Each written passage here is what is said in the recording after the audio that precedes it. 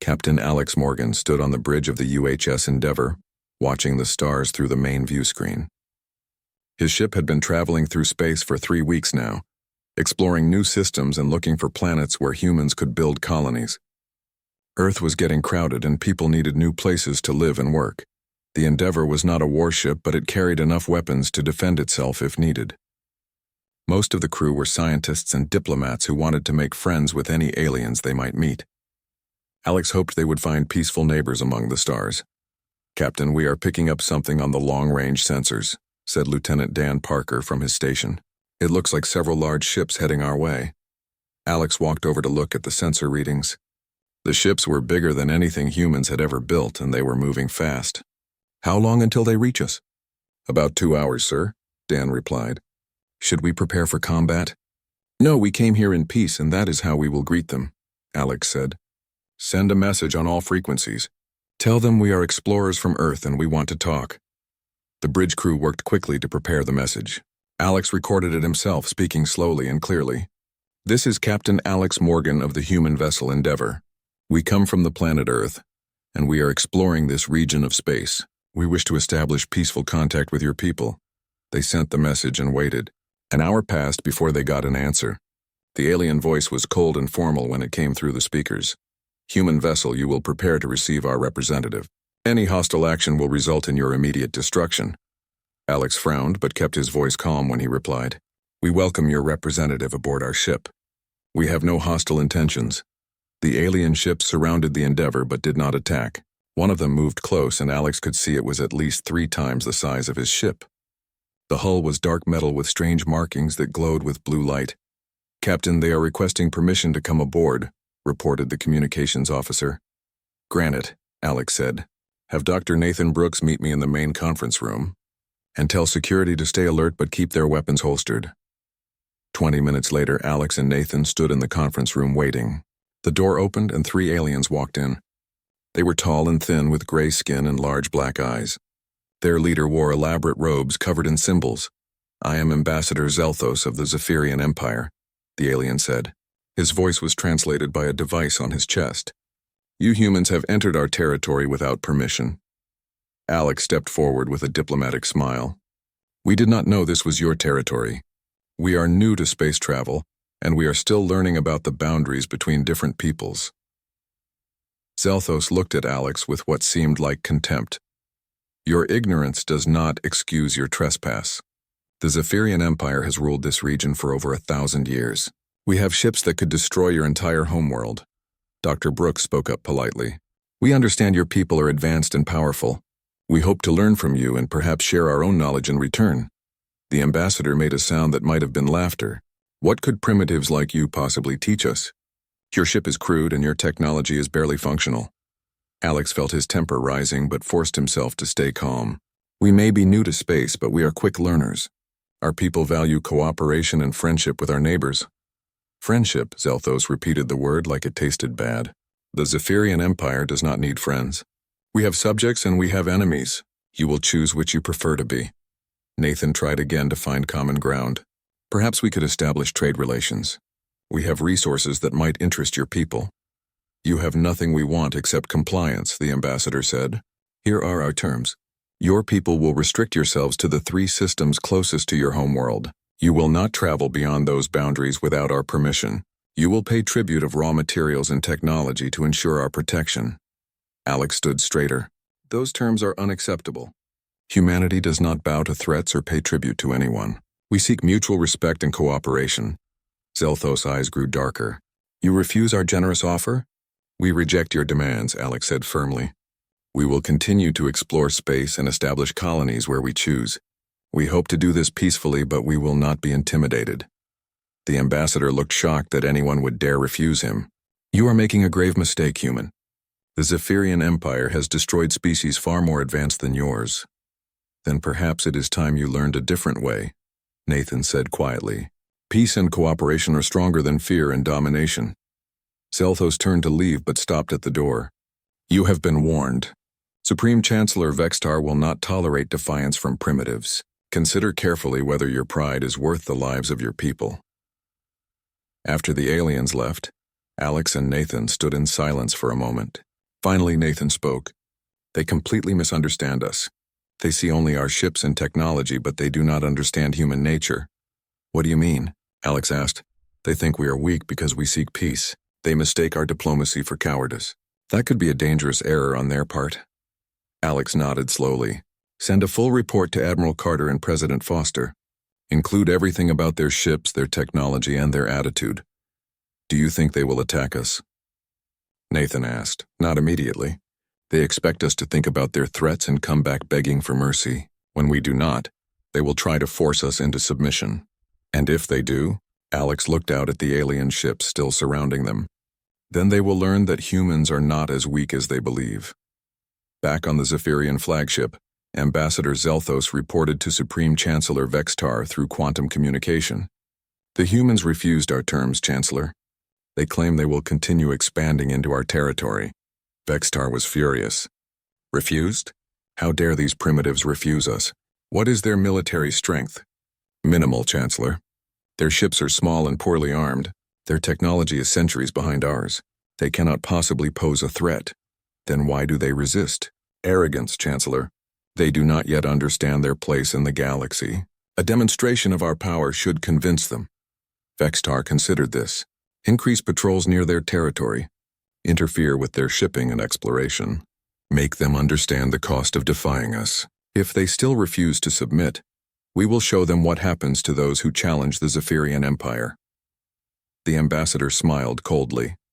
It will be my pleasure, Chancellor. As the alien ships departed, Alex Morgan stood on his bridge watching them go. He had a feeling this was just the beginning of something much larger and more dangerous.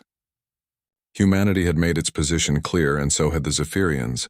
Now they would see who had made the bigger mistake. Admiral Lisa Carter sat in her office on Earth reviewing reports from across human space. 3 months had passed since Captain Morgan's encounter with the Zephyrians, and the situation was getting worse every day. Another cargo ship has been stopped and searched, reported Colonel Kate Harrison as she entered the office. The Zephyrians claimed the crew was carrying illegal weapons, but all they found were mining tools. Lisa rubbed her temples. The headaches had been getting worse as the Zephyrian harassment increased. How many ships this week? 15, Kate replied. They are getting bolder. Yesterday they forced the science vessel Discovery to dump its entire cargo of rare minerals. Any casualties? Not yet, but it is only a matter of time. The crews are getting angry, and some are talking about fighting back. Lisa stood and walked to the window overlooking the shipyards. Hundreds of workers were busy building new ships, but they looked like civilian vessels. The real military construction was happening in hidden facilities throughout the solar system. What about the research station on Haven Colony? Lisa asked. Kate's expression darkened. General Korthak has been sending ships to patrol near the planet. Our people are getting nervous. Haven Colony was humanity's newest settlement, built on a world rich in rare metals needed for advanced technology. Dr. Sarah Kim ran the research station there with a team of 50 scientists and their families. The planet was technically in disputed space, but humans had claimed it first. 3 days later, the attack came. General Korthak arrived at Haven Colony with a fleet of 20 warships. The small human defense platform could not possibly stop them. Dr. Kim watched from the research station as the Zephyrian ships surrounded the planet. Her hands shook as she activated the emergency transmitter. This is Dr. Sarah Kim at Haven Colony Research Station. We are under attack by Zephyrian forces. They are demanding our surrender. We have civilians here, including children. The transmission reached Earth 6 hours later. President Ryan Foster was in an emergency meeting with his advisors when the message arrived. How many people are on Haven Colony? Foster asked. 53 researchers and their families, Admiral Carter replied, including 12 children. Military assets. 1 defense platform with light weapons. It would not last 5 minutes against a Zephyrian fleet. Foster leaned back in his chair. He had been expecting something like this, but hoping it would not happen. Options. General Bill Hayes spoke up. We could negotiate. Offer to trade something for their release. Trade what? Foster asked. They have made it clear they want our complete submission. Dr. Brooks, who had returned from his mission with Captain Morgan, shook his head. Negotiating will only encourage them. They see compromise as weakness. Admiral Carter pulled up a tactical display. We could send the 3rd Fleet to Haven Colony. It would take 8 days to get there. By then it will be too late, Foster said grimly. The transmission from General Korthik arrived an hour later. The Zephyrian appeared on the main screen with a cruel smile. People of Earth, your colonists on Haven Colony are now prisoners of the Zephyrian Empire. They will be treated well as long as you accept our authority. You have 72 hours to agree to our previous terms and withdraw all human ships from disputed territory. Foster stared at the screen long after the transmission ended. Around the table, his advisors waited for his decision. Admiral Carter, what is the current status of Project Thunderbolt? Lisa straightened. All systems are operational, sir. We have been ready for 3 weeks. And our industrial conversion? Complete. Every major shipyard and factory is now producing military hardware. We can sustain full-scale war production for at least 2 years. Foster looked around the table at each face. They have our people. They think they can threaten us into submission by hurting innocent civilians. Sir, General Hayes said carefully, their fleet is much larger than ours. Intelligence estimates they have over 3,000 warships. Intelligence estimates based on what they let us see, Admiral Carter replied. They have no idea what we have been building. Foster stood and walked to the window. Below he could see people going about their daily lives unaware that humanity stood at a crossroads. Colonel Harrison spoke quietly. The rescue mission is ready, sir. My teams have been studying Zephyrian security procedures. We can get our people out. Even if we rescue them, the Zephyrians will just take more hostages, Dr. Brooks pointed out. This is about more than Haven Colony. Foster turned back to face the room. They want to know what humans are made of. They think we will surrender to protect a few dozen people. Will we? General Hayes asked. No, Foster said firmly. We will protect our people, but not by bowing to threats. Admiral Carter, begin final preparations for Operation Thunderstrike. Admiral Carter smiled grimly. Yes, sir. On Haven Colony, Dr. Kim and her team were locked in the research station's main lab. Zephyrian guards stood watch outside while their children huddled together in fear. Why are they doing this? Asked young Tim Brooks, the 10-year-old son of one of the researchers. Dr. Kim knelt down beside him.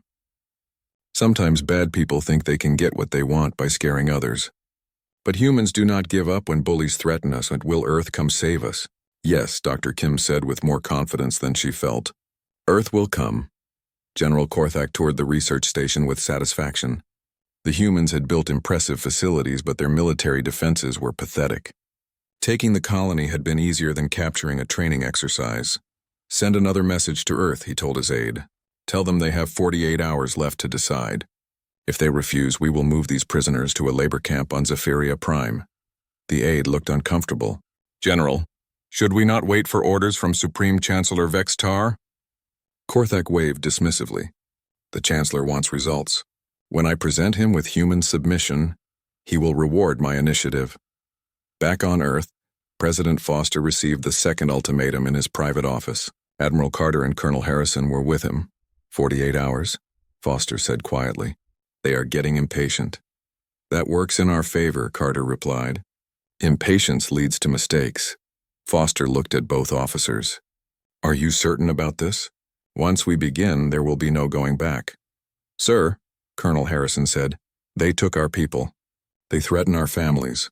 There is no choice, Carter nodded agreement. We tried diplomacy. We offered cooperation. They chose this path. Foster stood and walked to his desk.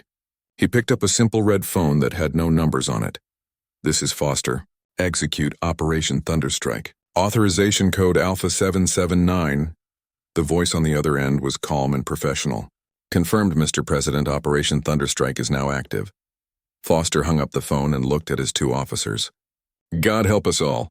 Across human space, hidden fleets began to move. Ships that had been disguised as cargo haulers dropped their false hulls to reveal advanced warships.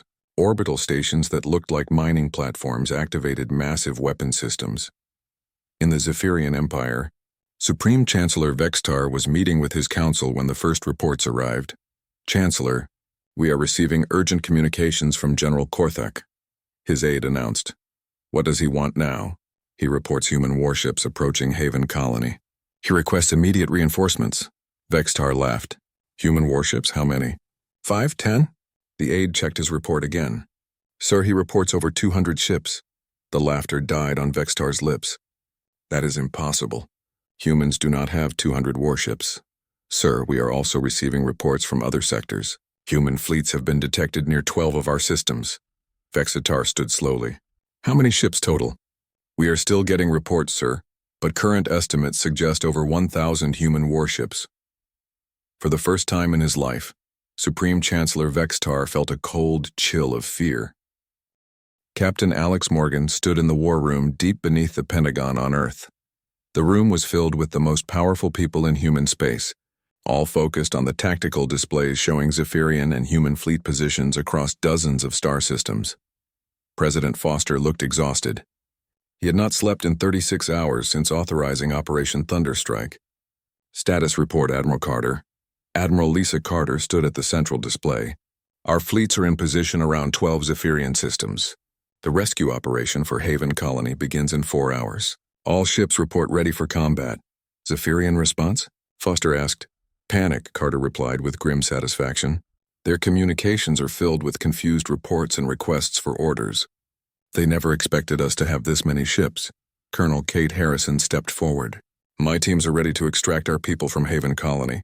Intelligence suggests General Korthak has only 20 ships defending the system. Against how many of ours? Foster asked. 230, sir. Dr. Nathan Brooks looked up from his intelligence reports. Mr. President, we are receiving diplomatic messages from the Zephyrian Empire. Supreme Chancellor Vexitar wants to negotiate. Foster's expression was stone cold. Now he wants to talk. After he took our people hostage.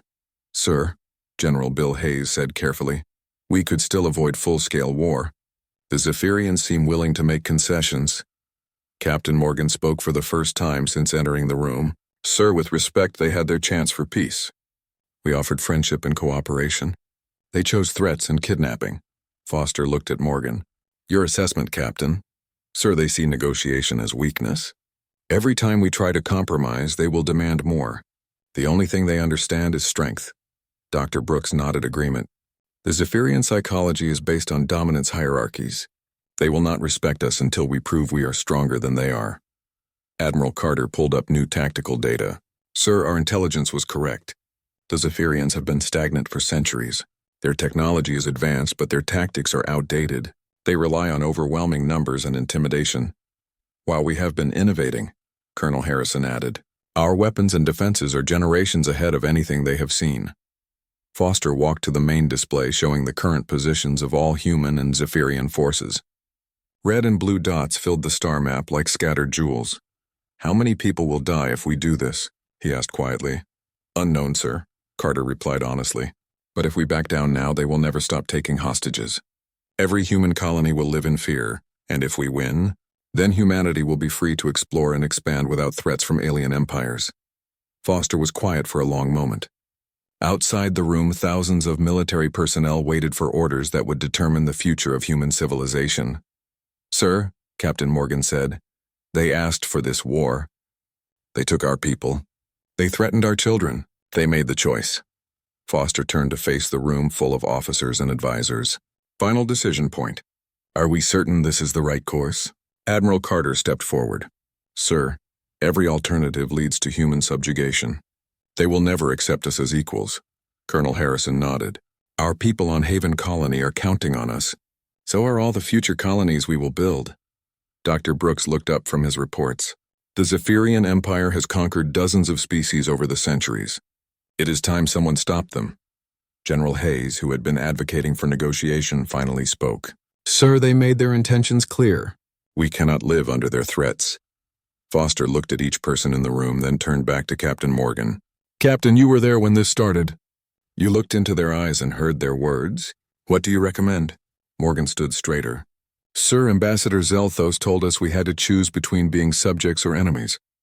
We made our choice then. Now they are learning what it means. And their ultimatum? Sir, they want to know if we will fight or surrender. I say we give them a clear answer. Foster nodded slowly. Very well. Admiral Carter, you have full authorization to proceed with Operation Thunderstrike. Colonel Harrison, execute the rescue mission. Dr. Brooks, prepare a message for broadcast on all Zephyrian frequencies. What should the message say, sir? Brooks asked. Foster looked at the tactical display one more time. Tell them exactly what Captain Morgan told me 6 months ago. 3 hours later, Dr. Brooks stood in the communication center preparing to send humanity's message to the Zephyrian Empire. The simple words had been approved by President Foster himself. The transmission went out on all frequencies, both military and civilian, ensuring every Zephyrian in their empire would hear it. This is Earth to the Zephyrian Empire. You asked us to choose between submission and war. You have your answer. At Haven Colony, General Korthak was reviewing defensive positions when the human fleet dropped out of hyperspace. His sensors screamed warnings as over 200 ships appeared on the edge of the system. How many ships? He demanded. 237, General. His sensor operator replied with a shaking voice. All military vessels, configuration unknown. Korthak stared at the display in disbelief. Impossible. Humans do not have that many warships. Sir, they are requesting our surrender. Surrender? Korthak laughed harshly. We are Zephyrians. We do not surrender to primitives. The first human ship to enter firing range was the UHS Retribution, commanded by Captain Morgan himself. His tactical officer reported ready for combat. Sir, the Zephyrian flagship is hailing us.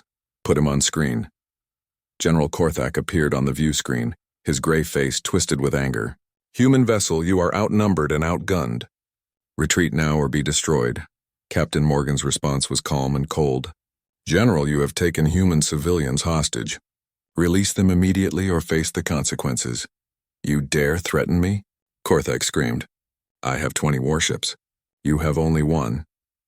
General, Morgan replied quietly. Look at your sensors again. Korthak turned to check his displays and his face went pale. The human fleet was massive, larger than any force he had ever seen. Ships that looked nothing like the crude vessels from the first encounter. This is impossible, he whispered. General, Morgan said. You wanted war.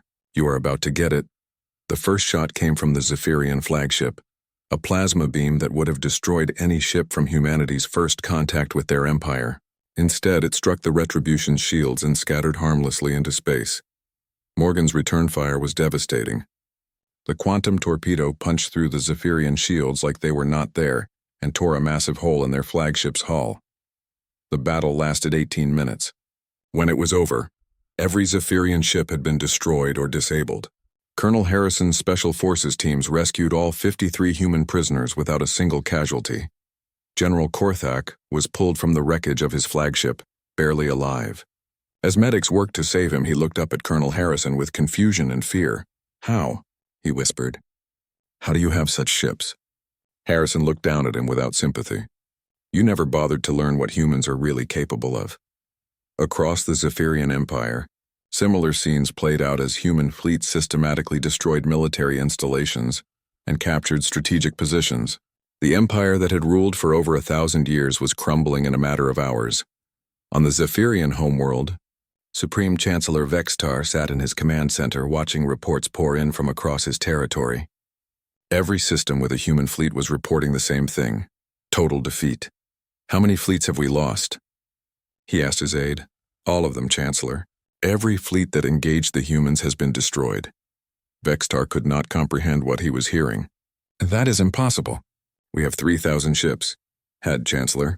Intelligence now estimates the humans have deployed over 1,500 warships, all with technology far superior to ours. For the first time in his long life, Supreme Chancellor Vextar understood that he had made a catastrophic mistake. The primitives he had dismissed and threatened were not primitives at all. Get me a communication link to Earth, he ordered desperately. We must negotiate immediately. His aide looked uncomfortable. Sir, we have been trying. The humans are not responding to any diplomatic channels. Vextar stared at the tactical display showing human fleets advancing toward the heart of his empire. They were coming for him, and there was nothing he could do to stop them. He finally understood what the human captain had meant 6 months ago. They had not been weak. They had been patient. Now their patience was over. Admiral Lisa Carter stood on the bridge of the flagship UHS Sovereign watching. Her fleet advanced toward the Zephyrian Military Academy on Krex Prime. The academy was where the Empire trained its best officers and was considered the symbol of Zephyrian military power.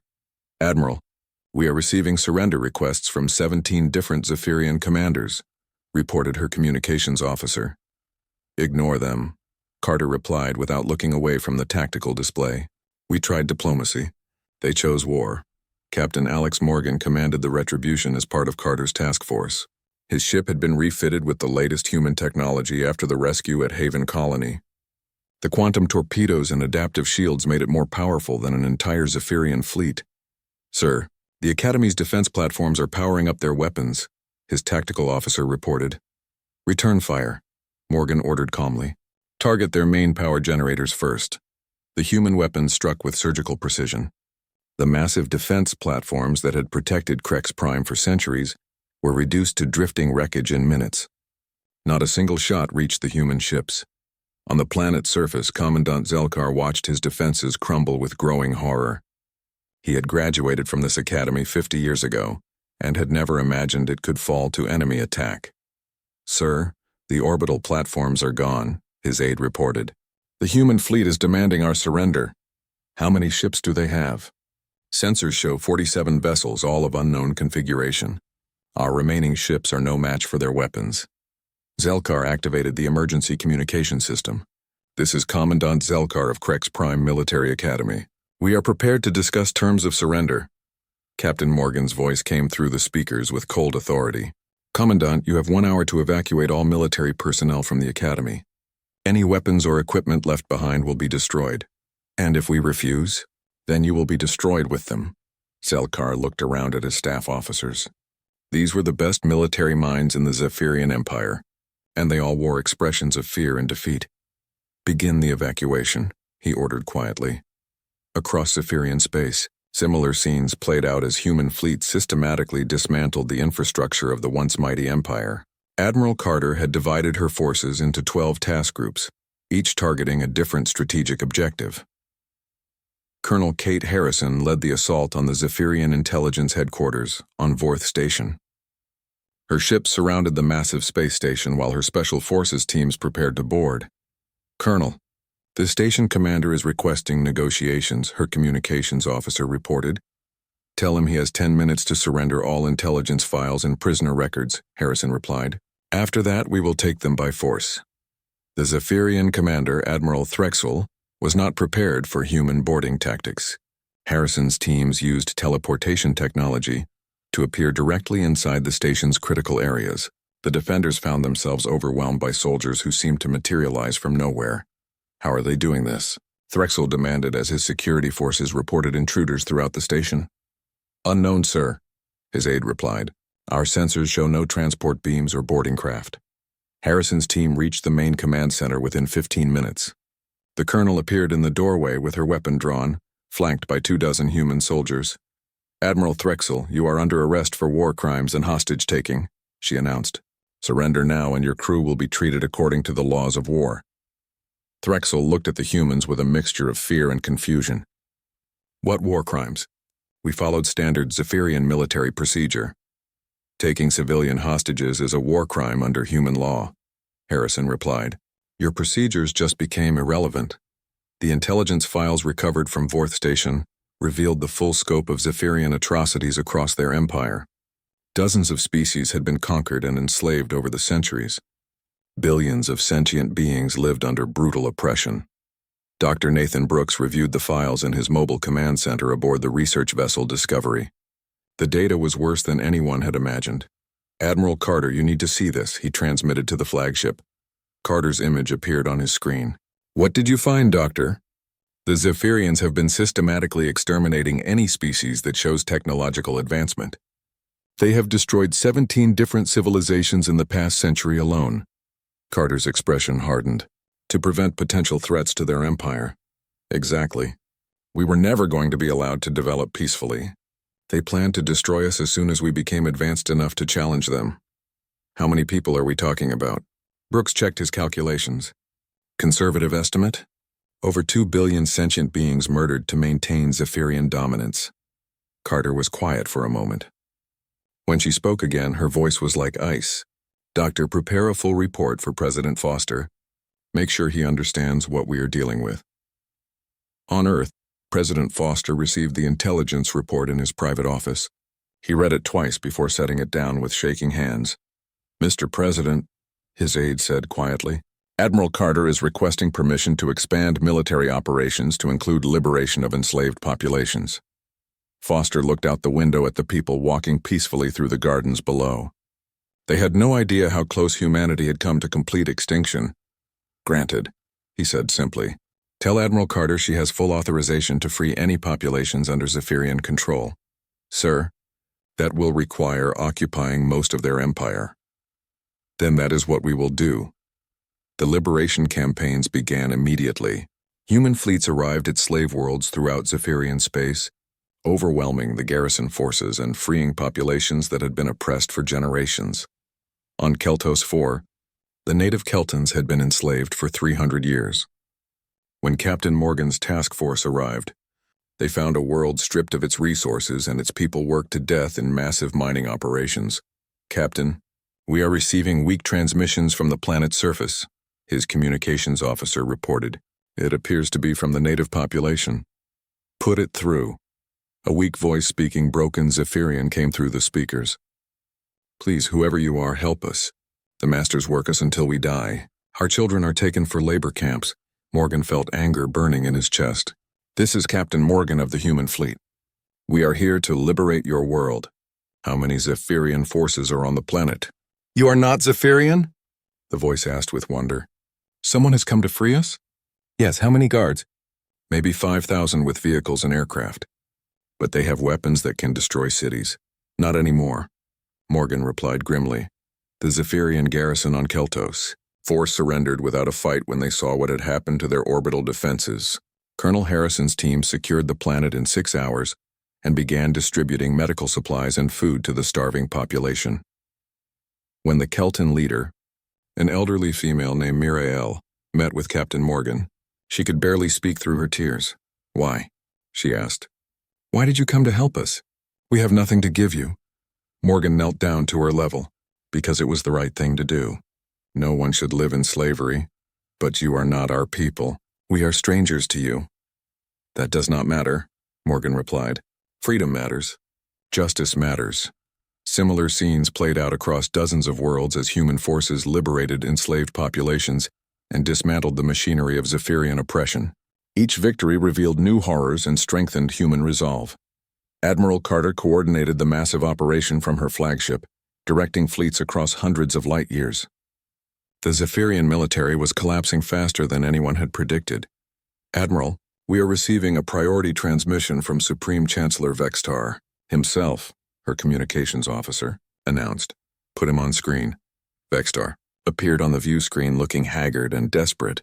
His once proud uniform was disheveled and his eyes showed fear. Admiral Carter, I am prepared to discuss terms of surrender. Please, we must stop this destruction.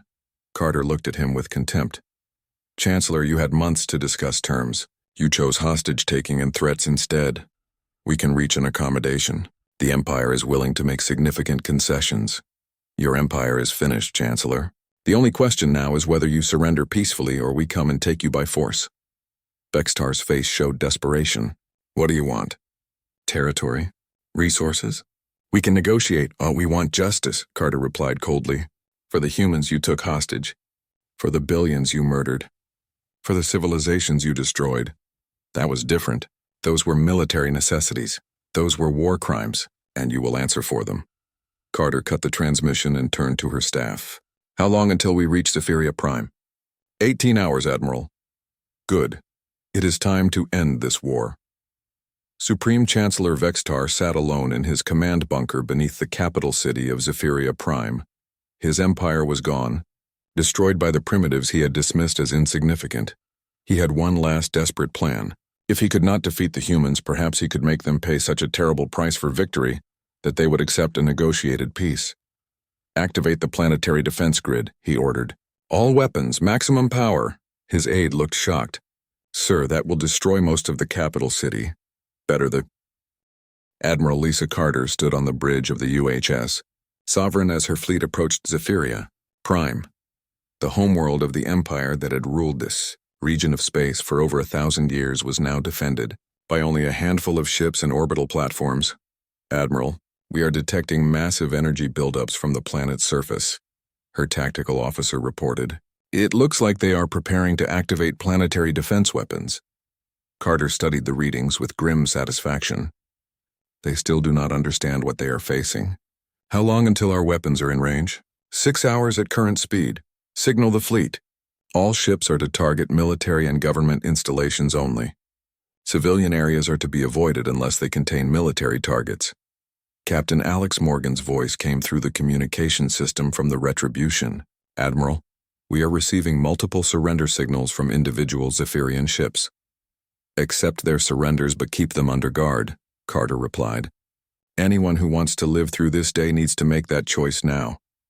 On the planet's surface, Supreme Chancellor Vextar watched the approaching human fleet with desperate fury.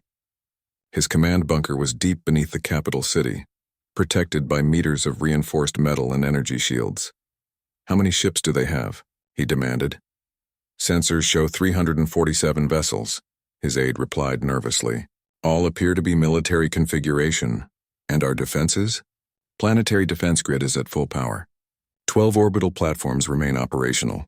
Ground forces total 50,000 troops. Vextar laughed bitterly. 50,000 troops against an invasion fleet. We are finished, sir. Perhaps we should consider surrender. Never, Vextar snarled. I am Supreme Chancellor of the Zephyrian Empire. I do not surrender to primitives. He activated the communication system to address his remaining forces. This is your Chancellor. The enemy approaches our sacred homeworld. We will fight to the last soldier rather than submit to alien rule. The response from his own people was not what he expected. Reports came in of military units laying down their weapons and civilians fleeing the cities. His empire was abandoning him. 6 hours later, the human fleet entered weapons range of Zephyria Prime. The planet's massive defense grid powered up and launched the first volley. Hundreds of plasma beams and missile salvos streaked toward the human ships. The attack would have destroyed any known fleet. Instead, the human shields absorbed the energy, while their point defense systems eliminated every missile. Not a single human ship was damaged. Captain Morgan coordinated the response from his position in the fleet formation. All ships return fire. Target the defense grid primary nodes. The human weapons fired in perfect synchronization. Quantum torpedoes and plasma lances struck with devastating precision. The planetary defense grid that had protected Zephyria Prime for centuries was reduced to smoking ruins in 30 minutes. Admiral Carter opened a communication channel to the planet's surface. This is Admiral Carter of the human fleet. Supreme Chancellor Vextar, you will surrender immediately or we will continue our attack. Vextar's response came from deep underground. Human invader, you may destroy our cities, but you will never conquer our spirit. The Zephyrian Empire will never submit. Your empire no longer exists, Carter replied coldly. It died when you chose to threaten humanity. The bombardment resumed, targeting every military installation and government building on the planet. Human weapons were precise enough to destroy a single room without damaging the building next door. Within hours, every symbol of Zephyrian military power was gone. Colonel Kate Harrison led the ground assault with 10,000 human soldiers. They landed in the capital city using dropships that were invisible to Zephyrian sensors. The technology gap was so vast that resistance was futile.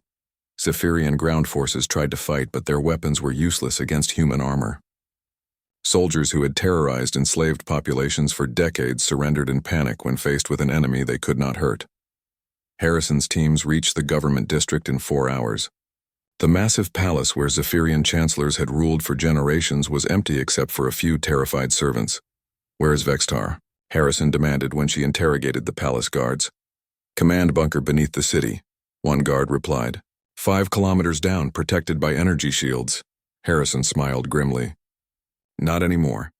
The human assault on the command bunker was swift and brutal. Their teleportation technology allowed soldiers to appear directly inside the shielded facility. Vextar's elite guards found themselves facing enemies who materialized from nowhere. Supreme Chancellor Vextar was in his private chamber when Colonel Harrison appeared in the doorway. She was flanked by 6 human soldiers, their weapons trained on him. "Supreme Chancellor Vextar," she announced, "you are under arrest for war crimes, genocide, and crimes against humanity." Vextar looked at her with hatred and disbelief. "Impossible." "This bunker is impregnable. Your technology is 1,000 years behind ours," Harrison replied. "Nothing you have can stop us. You cannot arrest me. I am the supreme ruler of the Zephyrian Empire. Your empire is finished. Your fleets are destroyed. Your worlds are liberated. You are nothing but a war criminal now. Vextar was taken to a holding cell aboard the UHS Sovereign where he waited for transport to Earth. President Foster had ordered that all Zephyrian leaders face trial for their crimes against the enslaved populations. Dr. Nathan Brooks interviewed Vextar during the journey to Earth. He wanted to understand how an entire civilization could become so cruel and arrogant. Why did you do it? Brooks asked during one session. Why did you enslave and murder so many innocent people? Vextar stared at him with cold eyes. Because we could. Because we were strong and they were weak. Did you never consider that they were people like yourselves? They were inferior species. It was our right to rule them. Brooks shook his head sadly. That kind of thinking is exactly why your empire had to be destroyed. You humans are no different, Vextar sneered. You conquered us with superior force. How does that make you better? Because we came to free the enslaved, not to enslave the free, Brooks replied. Because we offer partnership, not domination. 3 months after the fall of Zephyria Prime, the war crimes trials began on Earth. Vextar and hundreds of other Zephyrian leaders faced charges before an international tribunal. The evidence of their atrocities filled thousands of documents. Captain Morgan testified about the initial contact and the threats made by Ambassador Zelthos. Admiral Carter described the systematic destruction of Zephyrian military power. Colonel Harrison presented evidence of the liberation campaigns and the horrors they had discovered. But the most powerful testimony came from the freed slaves themselves. Representatives from dozens of species traveled to Earth to tell their stories of suffering under Zephyrian rule. Mira L., the Kelton leader who had been freed from the mining camps, spoke directly to Vextar during her testimony. You took my children for your labor camps, she said quietly. You worked my people to death for your profit. You told us we were animals who existed only to serve you. Vextar showed no emotion as she spoke. But you were wrong, Mirahel continued. We were not animals, and you were not gods. You were just bullies with powerful weapons. The tribunal found Vextar and his subordinates guilty on all charges. Most received life sentences on prison worlds far from their former territories. Vextar himself was sentenced to solitary confinement for the rest of his natural life. President Foster addressed the freed populations via quantum communication. On the day the sentences were announced, justice has been served, he said simply. The Zephyrian Empire is finished. The age of their oppression is over. 2 years later, Admiral Carter stood on the observation deck of a space station orbiting the former Zephyrian homeworld. The planet had been renamed New Hope and was now governed by a council of representatives from the formerly enslaved species. Captain Morgan joined her at the observation window. Any regrets? He asked. Carter was quiet for a moment. About the war? No, they gave us no choice. And about the aftermath? We did what we had to do. The galaxy is a better place without the Zephyrian Empire. Below them, the planet showed signs of recovery. Cities were being rebuilt with help from human engineers. Schools and hospitals were replacing military installations. Children who had never known freedom were learning to play. What do you think Vextar would say if he could see this? Morgan asked. Probably that we proved his point about superior force ruling inferior populations. But he would be wrong. Yes, Carter agreed. Force was necessary to stop him. But what came after was choice. Every world we liberated chose to be free. Dr. Brooks approached them carrying a datapad. The latest reports from the integration committees, he announced. 47 worlds have requested to join the Human Colonial Alliance. 12 others want trade agreements, and the rest, Carter asked, want to govern themselves, which is exactly what they should do. Morgan smiled. Imagine that. People who are free to choose, choosing what is best for themselves. 5 years after the war ended, humanity had become the dominant power in this region of space. But they ruled through cooperation and mutual benefit, rather than fear and oppression. The lesson of the Zephyrian War was simple but profound. Bullies and tyrants always believe that